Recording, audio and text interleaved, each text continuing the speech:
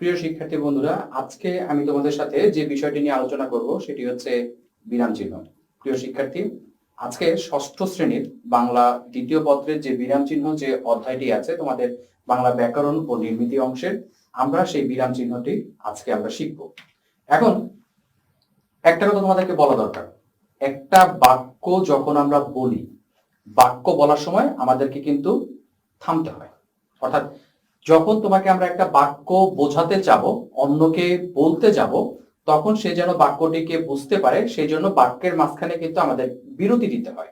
এখন লিখার ক্ষেত্রে আমার তো আর বিরতি দেওয়া সম্ভব না, সেক্ষেত্রে আমরা এমন কিছু চিহ্নের ব্যবহার করি যেটাকে আমরা বলি হচ্ছে বিরাম চিহ্ন, যার মাধ্যমে আমরা বুঝতে পারি যে বাক্যের অর্থটা সুস্পষ্ট করার জন্য এই জায়গায় থামতে হবে। প্রিয় শিক্ষার্থীবৃন্দ, তোমাদের ষষ্ঠ শ্রেণীর যে বিরাম চিহ্ন যে অধ্যায়টি আছে, আমরা আজকে সেই অধ্যায়টি নিয়ে সুবিস্তৃত আলোচনা করব এবং আজকের এই অধ্যায়টি আমাদের পাঠ শেষে আমরা যা শিখতে পারবো সেটি হচ্ছে তোমরা বিরাম চিহ্নের সঠিক প্রয়োগ করে এবং বাক্যে লিখতে পারবে। চলো শিক্ষার্থী, তাহলে আমরা জেনে নিই আসলে বিরাম চিহ্নটা কি। কথা বলার সময় বাক্যের শেষে আমরা থামি, কিন্তু কোনো বাক্য আমরা কোনো কিছু ধারণা বা বিবরণ দেই, কোনো বাক্যে কিছু জানতে চাই, কোনো বাক্যে প্রকাশ করি বিস্ময়ের ভাব। মানে আমরা যখন কোন একটা বাক্য বলি, সেই বাক্য বলার সময় আমরা সাধারণ বর্ণনা দিই, কখনো কখনো বাক্য থেকে আমরা তোমাদের কাছ থেকে কিছু জানতে চাই, কখনো কখনো আমরা আমাদের মনের যে বিস্ময় সেই বিস্ময়টাকে বাক্যে প্রকাশ করি। আবার কোনো কথার স্পষ্ট করার জন্য বাক্যের মাঝখানে মাঝখানে আমাদের বিরতি দিতে হয়। এই যে বাক্যের অর্থ সুস্পষ্টভাবে বোঝার জন্য বাক্যের আগে, বাক্যের মাঝে কিংবা শেষে আমরা যে বিভিন্ন আবেগ, দুঃখ, আনন্দ, বেদনা ইত্যাদি প্রকাশের জন্য যে বিরতি দেই, এই বিরতি লেখার সময় আমাদেরকে কিছু চিহ্নের মাধ্যমে প্রকাশ করতে হয়, যেটা হচ্ছে বিরাম চিহ্ন। এটির আরো নাম আছে, এটাকে জ্যোতি চিহ্ন বলে, এটাকে ছেদ চিহ্ন বলা হয়ে থাকে। প্রিয় শিক্ষার্থী, তাহলে তোমরা বুঝে ফেলেছো এতক্ষণে যে আসলে বিরাম চিহ্নটা কি। একটু ভেবে দেখো তো বিরাম চিহ্নের কাজটা কি। হ্যাঁ, তোমরা মনে হয় ঠিক ধারণা করতে পেরেছো যে বিরাম চিহ্ন হলো বাক্যের অর্থকে সুন্দরভাবে উপলব্ধি করার জন্য আমরা যখন লিখি তখন যে চিহ্নগুলোর ব্যবহার করি সেগুলোই হচ্ছে বিরাম চিহ্ন। এখন বিরাম চিহ্নের মধ্যে কি কি আছে প্রিয় শিক্ষার্থীরা? বিরাম চিহ্নের মধ্যে আমরা অনেক ধরনের বিরাম চিহ্নই ব্যবহার করি, যেমন দাড়ি, কমা, প্রশ্নবোধক চিহ্ন, আশ্চর্যবোধক চিহ্ন, semicolon, hyphen, dash, colon dash, এরকম বিভিন্ন রকমের বিরাম চিহ্নের আমরা ব্যবহার করি।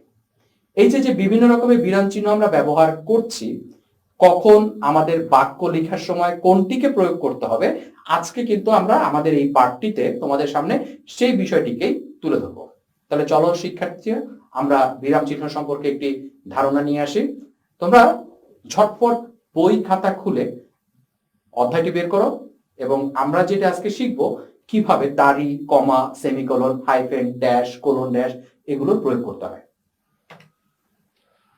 প্রথমে বিরাম চিহ্নের ধারণা দেবার আগে আমাকে একটু বলে নিতে হবে, কয়েকটি বিরাম চিহ্ন বাক্যের শেষে ব্যবহৃত হয়, কিছু বিরাম চিহ্ন বাক্যের মধ্যে ব্যবহৃত হয়, নিচে এগুলোর পরিচয় দেওয়া হলো। তাহলে আমরা কিন্তু দুই রকমের বিরাম চিহ্নের প্রয়োগ পাচ্ছি। একটা হচ্ছে কিছু বিরাম চিহ্ন আছে যেগুলোকে আমরা বাক্যের শেষে ব্যবহার করি, এবং কিছু বিরাম চিহ্ন আছে যেগুলোকে আমরা বাক্যের একেবারে মাঝখানে ব্যবহার করি। তাহলে চলো আমরা আজকে দেখে নিই কোন বিরাম চিহ্নটাকে কোন জায়গায় ব্যবহার করছি, কিভাবে ব্যবহার করছি। আচ্ছা, বাক্যের শেষে যে বিরাম চিহ্নগুলো ব্যবহার করা হয়, বাক্যের শেষে সাধারণত তিনটি বিরাম চিহ্ন ব্যবহার করা হয়। একটা হচ্ছে দাড়ি, একটা হচ্ছে বিস্ময়সূচক চিহ্ন এবং একটি হচ্ছে প্রশ্নবোধক চিহ্ন।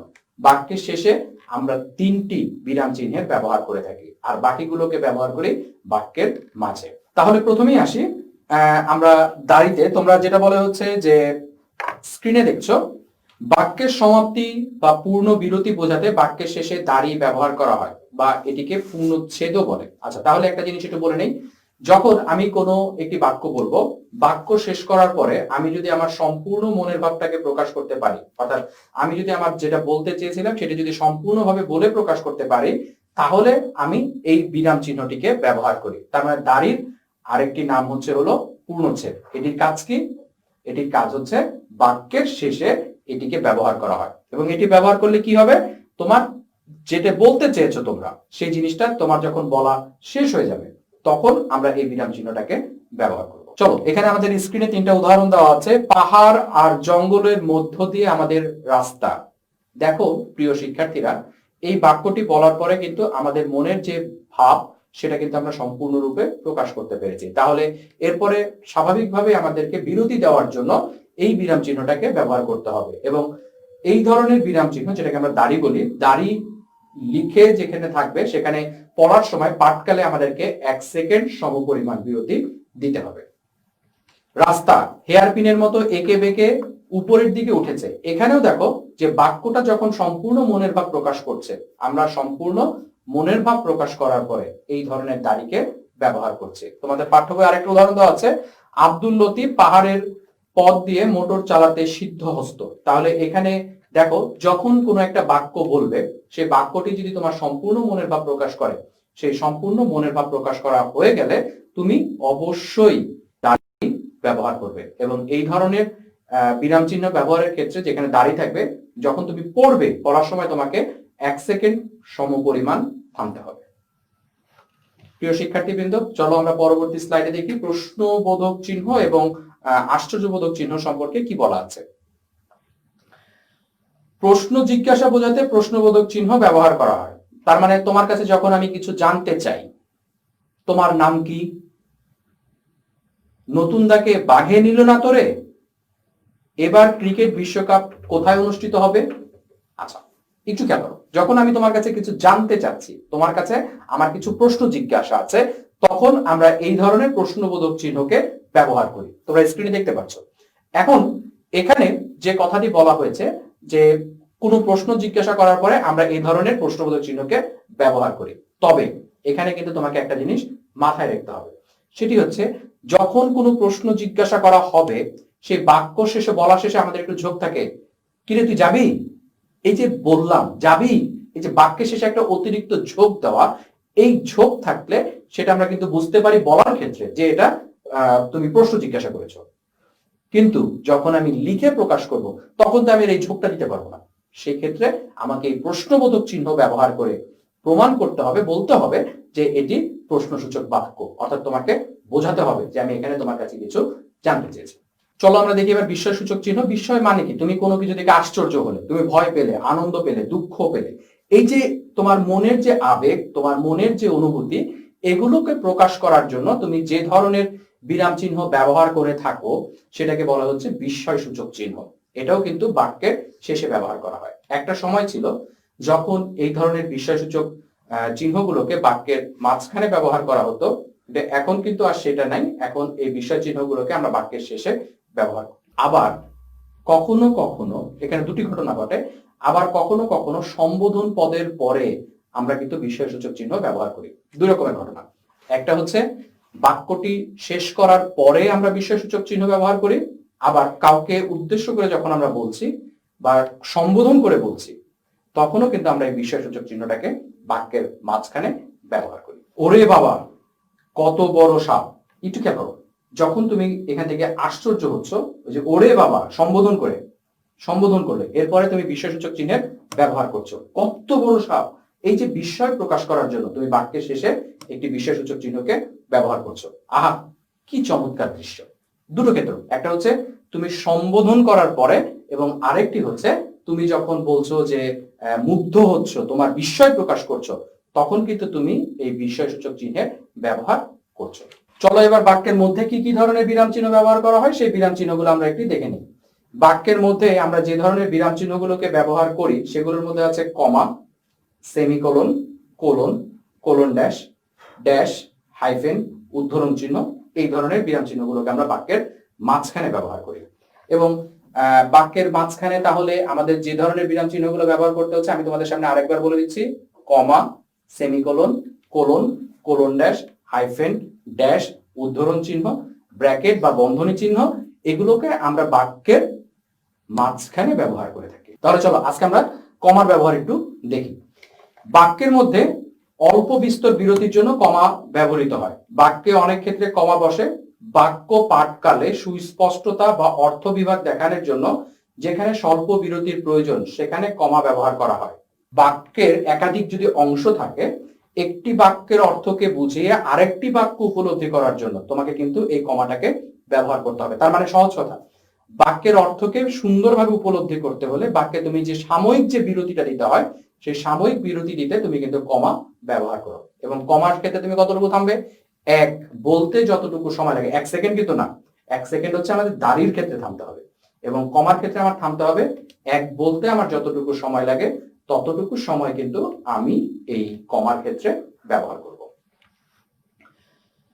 পরস্পর সম্বন্ধযুক্ত একাধিক বিশেষ্য বিশেষণ পদ একসঙ্গে বসলে শেষ পদটি ছাড়া বাকি পদগুলোর পরপর কমা বসে। সহজ কথা, একটু খেয়াল করে বইয়ের যে খ নাম্বারটি বলা আছে বিশেষ্য বিশেষণ, মানে একই রকমের তুমি পদ ব্যবহার করছো, যেমন ভালো মন্দ, সুখ দুঃখ, আনন্দ বেদনা, এগুলো বিশেষণ। তারপরে হচ্ছে পদ্মা, মেঘনা, যমুনা, ব্রহ্মপুত্র, আরিয়াল খা, এগুলো হচ্ছে বিশেষ্য। এই যে একাধিক, একটা বাক্যে তুমি যখন একাধিক পদ ব্যবহার করবে, সেই একাধিক পদ ব্যবহার করার পরে কিন্তু তোমাকে কমাটাকে ব্যবহার করতে হবে। তার মানে কমার প্রয়োগ কোথায়? কমার প্রয়োগ হচ্ছে একই রকমের পদ যখন তুমি ব্যবহার করো, একই রকমের পদ ব্যবহার করার ক্ষেত্রে তুমি এই কমাটাকে ব্যবহার করবে। যেমন বই একটা উদাহরণ দেওয়া আছে, সুখ দুঃখ আশা নৈরাশ্য একই মালিকার পুষ্প। দেখো এখানে সুখ দুঃখ আশা নিরাশা চারটা জিনিস, এই চারটা জিনিসকে সাময়িক বিরতিতে ভাগ করেছে। তাহলে তুমি সেন্টেন্সটা কিভাবে পড়বে? সুখ দুঃখ আশা নৈরাশ্য একই মালিকার ফুল। এই যে কথাটি বললাম, তুমি যখন এই যে আমি এভাবে বললাম সঠিকভাবে বিরাম চিহ্ন মেনে, তখন দেখো বাক্যটি কিন্তু তোমার কাছে অনেক বেশি সহজ হয়ে গেল। এরপরেটা আসে আমরা গ নাম্বারে কি আছে? সম্বোধন। পদের পরে কমা বসে। সম্বোধন মানে হচ্ছে কাউকে উদ্দেশ্য করে ডাকা। ওহে নিপা এদিকে আসো, এই যে আমি ওহে বলে ডাকলাম, কাউকে উদ্দেশ্য করে ডাকছি, তাহলে নিপা এদিকে তাকাও। ওই দেখো তোমাদের একটা উদাহরণ দেওয়া আছে, এই যে নিপাকে উদ্দেশ্য করে তুমি বলছো, কাউকে যখন উদ্দেশ্য করে কিছু বলা হয় তাকে বলা হয় সম্বোধন পদ, এবং সম্বোধন পদের পরে আমরা অবশ্যই কমা ব্যবহার করব। উদ্ধরণ চিহ্ন ইনভার্টেড কমা, এর আগেও আমরা কমা ব্যবহার করি, এবং এখানে একটা জিনিস মনে রাখবে, উদ্ধরণ চিহ্ন বা ইনভার্টেড কমা যেটাকে আমরা বলি, এটা সাধারণত উক্তির ক্ষেত্রে ব্যবহার করা হয়।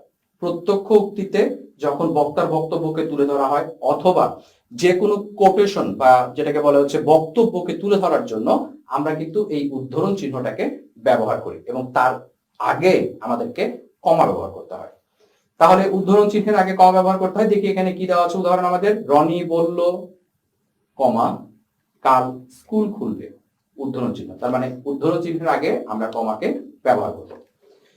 মাসের তারিখ লিখতে বা যেটা বলা হচ্ছে মাস লেখার ক্ষেত্রে আমরা কমা ব্যবহার করে থাকি। যেমন হচ্ছে 8ই মাঘ বুধবার 1375 সাল, মাস লেখার ক্ষেত্রে আমাদেরকে কমা ব্যবহার করতে হচ্ছে। বাড়ি বা রাস্তার নাম্বার লেখার পর আমরা কমা ব্যবহার করব। একাধিক পদ বারবার থাকলে, যেটা বললাম বিশেষ্য পদের ক্ষেত্রে, পদ্মা মেঘনা যমুনা একই রকম পদ, এক্ষেত্রে কমা ব্যবহার করব। এক ধরনের পদ জোড়ায় জোড়ায়, একই ধরনের পদ যদি জোড়ায় জোড়ায় থাকে, যেমন হচ্ছে মামা মামি চাচা চাচি নানা নানি ফুপা ফুপি, এগুলোর মধ্যেও কিন্তু আমরা বিভাজন করার জন্য একই ধরনের জোড়ায় পদগুলোকে বিভক্ত করার জন্য কিন্তু আমরা মাঝখানে কমা ব্যবহার করব।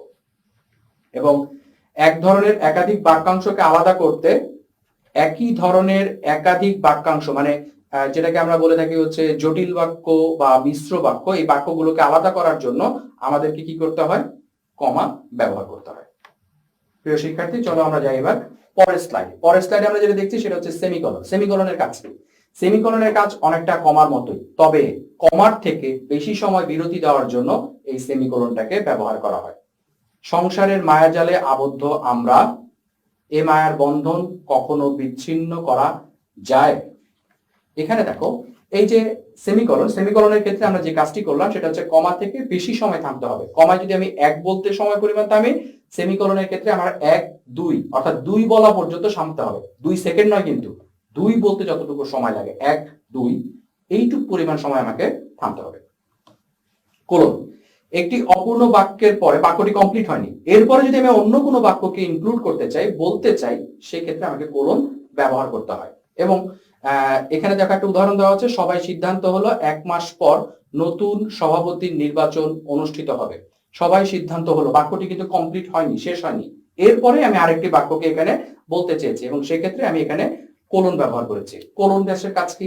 কোলন ড্যাশ হচ্ছে কোনো উদাহরণ বা দৃষ্টান্ত লেখার ক্ষেত্রে আমরা কোলন ড্যাশকে ব্যবহার করি।